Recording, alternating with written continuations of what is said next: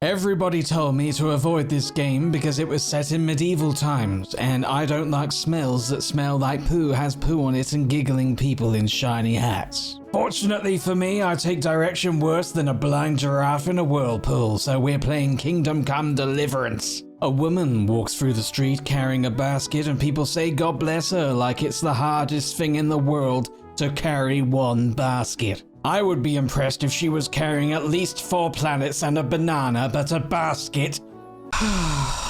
I'm happy, Crusty, today. Lovely. She walked up to a man stroking his sword, but not in a sex way, and they do a cuddle and he gives her a bum drum, which looked happy and consensual, which is important, unless you're a slimy creep who looks like somebody slammed a foot in a dirty kitchen drawer. The woman walks into a house and wakes up her son, who is Henry, and Henry is me. She gets upset at my ouch hands and scolds me for fighting with the swords again, and I'm all like, gosh mum, leave me alone, you're so embarrassing, I'm at least 37. She calls me a rogue and tells me to get up. So I do, but then everything goes dark, and I think I had one of them aneurysms or a bad sneeze. Mother asks me what I did the night before, and I said I did a thing with badgers and old people. Seriously, I don't know why I kept talking about badgers, but I did. I also told her I was with some guy doing archery, and she accused me of wanting to be a poacher very aggressively, which both upset and confused me, as Archie and I fed some stray cats immediately afterwards and felt like brave dyslexic superheroes. She continued to tell me not to do anything stupid, and I promised not to, but with the tone of a bitchy 13-year-old who doesn't mean it. I'm gonna do a lot of stupid stuff. Can I get something to eat? I left some breakfast on the table. Help yourself. Can I get something to eat? I kept asking if I could get something to eat because my brain don't work good. Then I took some apples and remarked how none of them had been inside of a badger. Why was I so fixated on badgers?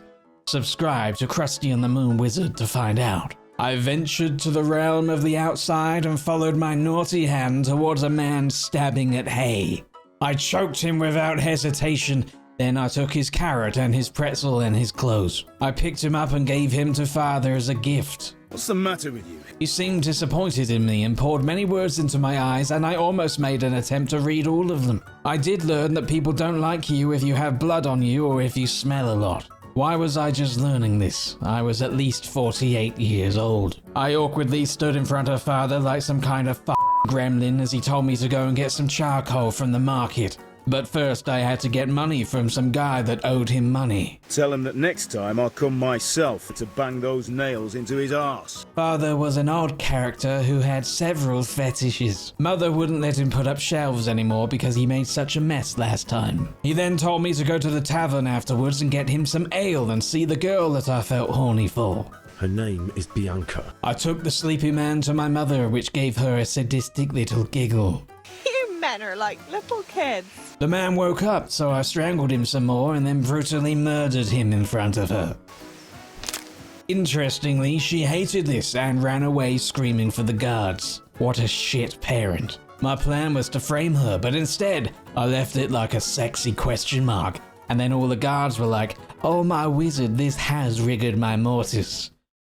Or something. I punched a chicken and it exploded like all chickens do. Then I got into a fight with the man who owned the chickens, who was also the man who owed Sword Daddy that money. You're going to cry now. He was very mean, and his knee tasted like my blood does. I toe-tickled his wrinkled grapes a few times, but he was much better at fighting than me and poured somebody's blood into my eyes, so I ran back to Mummy. I'm hurt. You won't stop bleeding. Oh, now, stop squealing like a baby and show me that. Thanks, Ma. Mummy forgave me for the murder like a good parent would and kissed my boo-boo better, and now I was a big strong boy again. I punched a horse in the bottom and it ran away, so it was nice to have a little victory. This gave me the confidence I needed to return and speak to the chicken man, who had calmed down. I told him to give me money, and then he called me, You son of a whore. and he started fighting at me again. Nobody insults mother like that. And even though it was a long and painful battle, I had youthful stubbornness and a neat chin smack on my side, to sail me to a bloody and bruised victory. He begged for mercy and gave me a key to take whatever I wanted from his house. But his house was shit and had no Nintendo 64 or any parrots, so I took a hammer and some nails for Pervert Daddy, and I ate his cooking. I bought some charcoal from the charcoal man, then met up with my friends covered in blood. But they were cool with it. We did a whole stare on some people passionately talking about politics and allegiances to different idiots with different shiny hats, like silly, silly people. Do not worship false gods, politicians, or creepy rat men in holes. Just look up at the night and smile at the Moon Wizard. He's powered by smiles and YouTube subscriptions. Moon Wizard bless us all. Deutsch deserves to be taught a lesson. My doofus friends did that giggle slow people do when they see hand puppets hit each other with tiny chairs, and said they wanted to teach a lesson. None of these men seemed intelligent enough to dress themselves, let alone teach another human being, but hell, I figured I would give them a chance to impress me. 20 minutes later, we were throwing shit at a house, and now my hands smelt like shit. That will show them. Men approached all angry and got hit in the face with a stiff bit of poo. Then a fight happened, which I expected because I would be angry too if somebody threw poo at my face. I won the fight because I was extra frisky this day and had already killed a fully grown man and a chicken. Finally, I went to the tavern to see Bianca and get some ale for father. We did flirting because I was going to Rumpy Pumpy in Hong Kong later that evening. Look at my horny little face. I've always been good at flirting. Hey girl, you often will have marshmallows.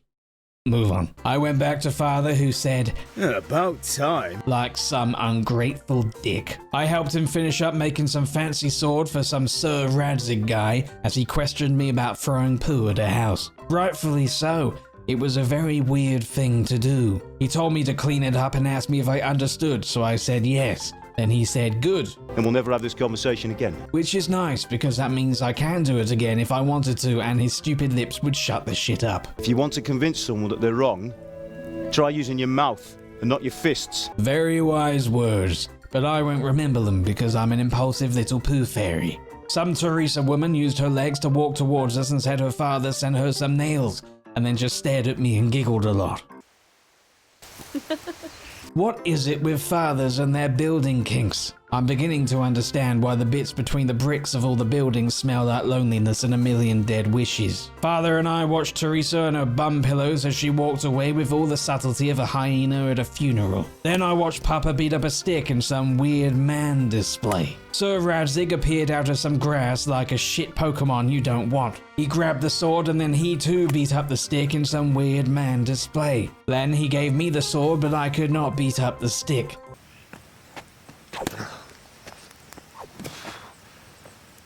Sir Radzig said father should teach me how to be a man and beat up sticks with swords, but Papa didn't want me to fight because he was afraid of bees. Or maybe another reason. I might teach you how to handle a sword, and then someone will shoot you with a crossbow as soon as you set foot outside the house. Which is true, but if somebody charged me with a sword, I would stand a better chance of not dying if I could also use the sword, so it was a very silly thing to say. I want to end my days in Skalitz, here, beneath the linden tree and by your mother's side. I wasn't sure why he would say that, unless he was possessed by a demon that likes grim foreshadowing. Suddenly, the bad horns started doing a grumble, and a gaggle of horses with men on them appeared on a hill, led by a man that just looked like a bit of a They charged into town and started killing people with swords and fire. Father told me to run my little legs to Sir Radzig and give him his shiny sword, but instead I ran towards the fighting and saw Papa kill good and protect my precious murder-enabling mother like a big stupid hero. If he taught me how to sword, I could have helped him stab people in the eyes and teeth, but instead he had nobody to watch his back,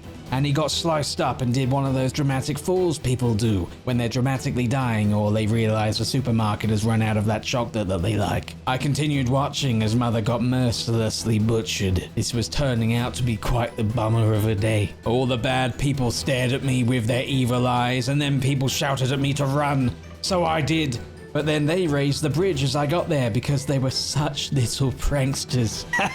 I was going to die. Another voice shouted at me to run to the next town and inform them of all the blood and the screaming and the fire. I sprinted down a bit with grass and rocks and stole a horse from distracted bastard men instead of helping a terrified woman, because Father taught me not to be a hero and not to help people. I galloped fast and I galloped well, past many scenes of nastiness. Then some horse used a guy to shoot me in the leg with an arrow so I couldn't be an adventurer anymore. He and his rowdy evil friends chased me all the way to the next town, where I shouted for help, which came in the form of archers behind a wall that was very, very tall. They must have issues with giants and angry trees. They let me inside and into the warm embrace of safety, unless they had badges. Then there would be no safety. People gave me drinks and affection. I told a man with a mustache what happened, and they pulled the arrow out of my leg without permission, which I was sad about because I was beginning to like it. I went and spoke to Lord Divish, who was wearing the finest of carpets. He was nice to me too, which is good because I wouldn't have to throw poo at his house. I told Lord Divish I didn't recognize the soldiers who attacked, but maybe they were from space or something. They were nice enough to offer me a bed, so I slept until the morning, where I punched a horse in the ass and made the mustache man very upset. What did that poor creature ever do to you, you bastard? I showed all the care of a man who did not care. Father never read to me the book of Tiny Randy the Empathy Lion. I told him I had been given a secret task to punch horses in the bottom, but it didn't work for some reason, so I panicked and tried running away. But the horse had many friends, and all the guards did a big pummel on me until I just sort of stopped being able to see and feel. When I woke up, I ate some cheese and a whole onion like some kind of weirdo. A guy said what happened to my home sounded bad, and I agreed and told him about how my parents cried and their skin bubbled. I'm sorry about what happened to you, but it's no excuse for rudeness. Then he rudely said not nice things and walked away. What is wrong with people? I was woken up the next night and told to go outside and do a thing. I didn't know where to go, so instead I crept inside another building and watched some people sleep. Then I smothered them and ferried them silently to the land where dead people go. They could tell my father that I'm going to hold swords and be a man, and he can do nothing about it. I found the mustache man by the wall. We saw Sir Radzig and a bunch of people that may not be people approach. What if they were cows inside the skin of people? You can't say we wouldn't deserve it. Sir Radzig was surprised to find out that I survived because I'm visibly very pathetic. He declined an invitation to come inside, fearing it would make us all targets as he believed the army of bastards were looking for him. What a nice man. He invited me to accompany him, but I said stupid things like zumpa-bump-boomp-boomp and that I wanted to go back and bury my parents and feed the worms. Radzig told Divish not to let me out until things had settled down, which was smart as I was so weak I would probably lose a fight to a stinging nettle. As the sun came up, the armies of bastards appeared on the hill. They liked hills. The man who killed my parents trotted forwards and said some words about Sir Radzig being a traitor against the king and that he wanted to do a kill on him. But Divish said he worked with the king, so what nonsense is this, and that he wasn't here anyway, so piss off. And then he ran away. Everybody cheered because evil murdering armies should not be that popular. I quickly took the opportunity of distraction and slipped off a wooden bit and ran away very fast. Hearing voices telling me to stop was not going to stop me. Then a guy stopped me, but I convinced him to let me go by wriggling my tongue in certain patterns, and I ran away into the woods. I jumped off a small bit of dirt and made bleeding happen. How weak was I? Was I made from the skin of balloons? Maybe I deserved to die. I hobbled my way back towards my beloved village of Skalitz in dramatic rain. I saw many dead bodies behind fences and roasted corpses in piles. It was the worst petting zoo I had ever been to. I looted the pockets of the dead and relieved them of their bread and their apples and their money. I saw some guy running in the distance, so I chased him like a lion would chase a man and put a good killing on him. He was probably some sick freak who was robbing corpses and needed justice. I made it back to Skalitz and found my parents. They were very quiet, so I presume they were still dead. I rummaged through their pockets and then had a bit of a cry. Before I could continue, I heard the dog barking and followed the sound to a man shouting at it and holding a spade. I scolded him for trying to loot the dead. You bastard. Haven't you got a shred of honor? He ran away as I drew my fancy sword, which was lucky, because I didn't know how to use it, and it would have been very embarrassing to trip on a stone and stab myself in the neck and die. I looted the dead dog's master, grabbed the dropped spade, and went back to my parents. I struggled to lift them because my muscles were made of air and custard, so I cried some more instead. Then the man I chased off reappeared with a group of men who looked like they get angry at sports and women's rights. The leader was carrying a whole tree and demanded I give him my fancy sword or die. I said no and prepared to fight. Only it was no fight. I was no match for fragile testosterone and beer burps. He stood over a beaten and broken me, ready to drive in the final stab of my useless little life before a familiar voice told him to stop. It was Teresa, that lady with the bum I liked. She came with passionate and violent backup who saved my life and chased off the nasty men. They loaded my unconscious body onto a cart and buried my parents under the tree, which was nice of them. I just hope they picked the right tree. When I woke up, Teresa was there to tell me what had happened and that she took me to her uncle's mill. I thanked her for burying my parents, but was disgusted by her dirty face. Her face was dirty, with dirt on it. She said I was welcome to stay at the mill until I found somewhere else to hang my hat, but I didn't have a hat, and even if I did, why would I be that angry with it? She said her uncle expected payment for allowing me to stay, even though I wasn't conscious and couldn't consent to this agreement. Apparently, I had been lying in bed for 2 weeks, which is a long time to not be awake and strangling people. I walked outside and danced in the sunlight. I quickly skipped on over to the neighbors to steal their food and suffocate them a little. Then I broke an old man's neck off and hid unsuccessfully behind a door. This frightened a woman, and the dead body may have given her a scare too. I had no choice but to extinguish her life with the bottoms of my feet. Then I went outside and I killed a chicken. Some other woman was rude to me, so now she is also dead. I leveled up in stealth by killing another man who did nothing to me. Within 5 minutes, I had killed everybody in this quaint little housing area. I was a good Christian boy after all. I got an axe from one of their homes, which was good because I might want to attack people with it one day. I marched up to the nearby town to meet Sir Radzig, who was in a room with other important people, sitting around a table, flapping lips and doing handstands. I did not know what a handstand was. I barged in and told them how Teresa saved me, and they mocked me for being saved by a woman, because we all know women are worth a lot less than men because men said so. And then this dick said, "It's a great shame your parents are buried in unconsecrated ground.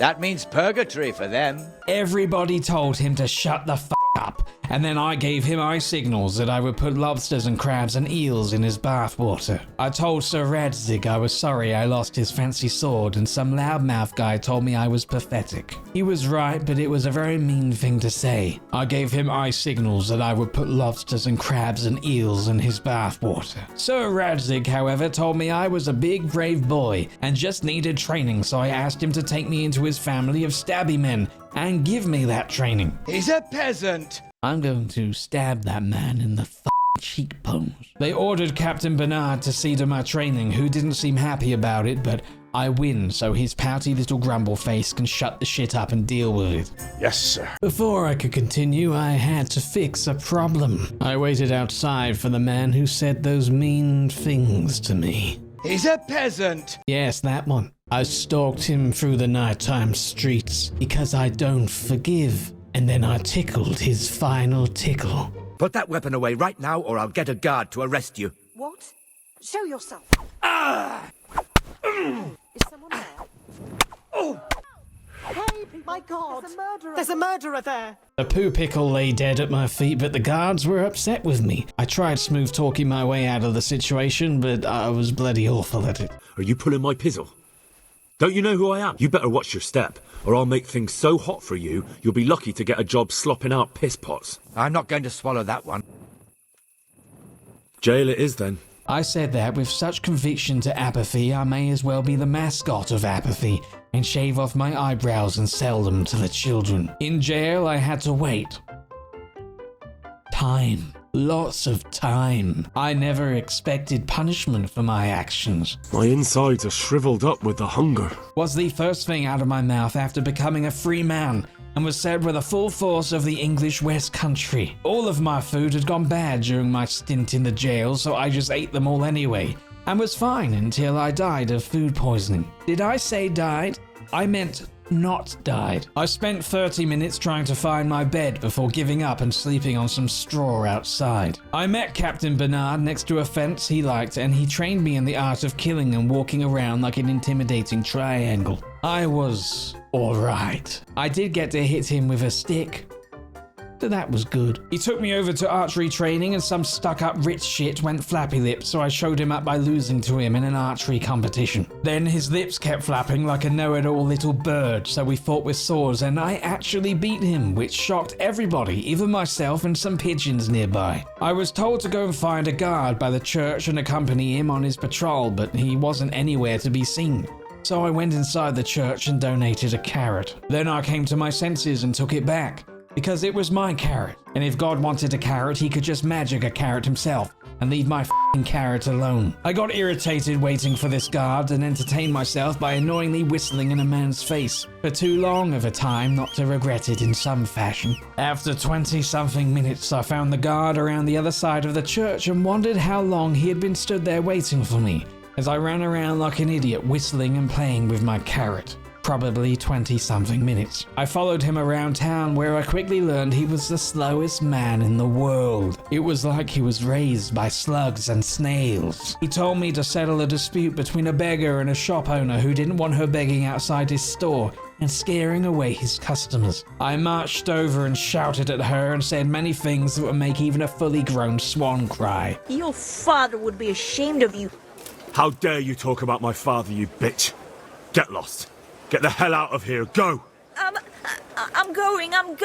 Be quick about it, or I'll haul you off by the feet with your snout dragging in the mud. Jesus! Even the shop owner thought it was too harsh, but he can shut up or I'll take his skin. Then I punched a chicken and it exploded. I carried on following the guard man, which was the most challenging thing I had done in my life up to that point. He was so slow and kept talking about things I didn't want to pretend to care about. I got so agitated by his slug legs, he made me punch a woman in the face.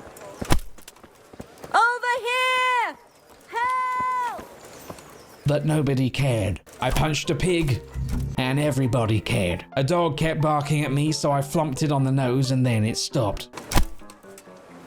I kept getting so irritated and bored I would do crimes and get assaulted by the law, and had to keep restarting this stupid guard patrol at the beginning, and I was losing my mind more and more and more and more. Eventually, I learned to control my urges long enough to see the guardsman shout at some guy on a table. If he had that fire earlier, maybe people wouldn't want to angrily hit things when he spoke. We sat down together and he asked me to play a game with him, which I said yes to, and then he got excited. Then I looked at the game and it looked very boring, so I didn't play it. Instead, he told me to make sure all the taverns and the shops closed on time. I went back to discover that snotty noble bitch man loudly drinking and flapping with a group of sycophants. He got offended when I told him to stop.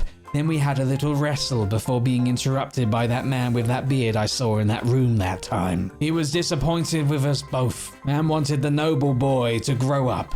So he assigned me as his squire or something, which meant I had to accompany him on a hunt in the morning, which sounded like a terrible idea for a man with such violent impulses, or a good one. The next day I got up bright and early and ventured into the sword shop with the desire to steal everything they had on display. But the people inside wouldn't stop looking at me, so I didn't. I couldn't even steal the pretzel. After this awful display of incompetence, I thought maybe I would finally speak to Teresa's father. He told me I could earn my keep if I didn't mind getting my hands dirty. And I said that would be fine. And then he said, "Do corpses bother you?" And then I said only if they're alive. He wanted me to recover a ring from the rotting finger of a corpse that is buried and hopefully dead by the executioner's hut. He warned me of his dogs, but I was fine with dogs and they loved me, so where was the problem? I got there and dug up the deceased person, which was like being at the beach, except there was no beach and no starfish to put in my pants. There was also no ring, so I went back to the millman and explained the situation. He said the executioner must have pocketed the ring, so I should get it from him somehow. He insinuated I may have to break into things by telling me I may have to break into things, and trained me how to lockpick a little. It was quite difficult, but also It wasn't. I walked back to the executioner's house and his dogs wasted no time in doing the things dogs do, called barking. The noise triggered the man to come outside to investigate. My attempt at taking advantage of the darkness failed, and although I had the right idea in trying to strangle him in the neck, he powered out of it with his big muscles and we entered into a long, drawn-out scuffle. Until I won, and he hobbled off into the dark of the night screaming and cowering. I did not see where he went, because it was f***ing dark. I wanted him dead, so this upset me. But I walked into his house and broke into some chests to look for the ring anyway. It was nowhere in sight, and I ran out of lockpicks before I could finish looking everywhere. I killed his pig to teach him a lesson. When I figure out what that lesson is, I will tell you. His dogs wouldn't stop barking, so I killed them too, and then I killed all of his chickens so I could take away everything that he loved. He was my ultimate nemesis now. When I figure out why, I will tell you. I squatted my tender bum pillows into a dirty puddle and waited the night to see if he would come home. He did not, so I left and planned to come back later. This was important to me. I ran into the noble shipman on the way back and slowly, very slowly, walked alongside him on his horse for miles into the countryside, where we arrived at a camp. He wasted no time ordering me to fetch him some wine and some bacon, so I did with the hope he would awkwardly choke and I could watch, but he didn't. Then he challenged me to a rabbit hunting competition, knowing how much I was just not good with a bow. Still, even with my lack of experience, I ran into the competition with determination and a hatred for rabbits, and I won. Mainly because the man spent more time standing in a bush and flicking his willy beans than hunting rabbits. He kept up the arrogance and shot an arrow into a boar, even after I was like, You won't kill him like that. Boar is hunted with spears. And he got all until the boar got up and ran away. He chased it into the woods and left me behind, shouting at me to follow, but I did not have the legs of a horse, so I was slow. After an exhaustive search, I discovered him tied up to a post in the camp of some naughty men and saying words at them to make them do an angry face. I f***ed your mother yesterday, pagan! She said your old man couldn't get it up! Everybody faces a crossroad in their life when they have to decide whether they want to keep being who others want them to be or to become who they were supposed to be. And I was supposed to be the strangling man. The man who strangles. The strangling ghoul of the woods. I snuck up carefully to the men and did a strong big man strangle on one. I hugged his neck with the full force of a man until his eyes stopped working. Then I fought the other guy with a newfound confidence in my sword-wielding abilities. I was amazing and so good and so cool, and even the squirrels and the cloud people fell in love with me a little bit. I untied Mr. Noble Pants and he thanked me for saving his life. When we went back to town, everybody else thanked me and said I was the god of the wasps.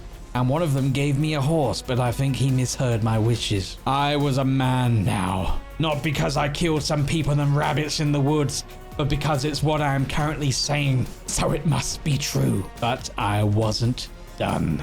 I took the horse back to the executioner's hut to discover he had new dogs and pigs. He must have had spare in the fridge. But this was fine, as he was also there and got angry at my face, so we did another fight with fists until I quickly drew a sword and whomped his bottom with bloody killing and stabs.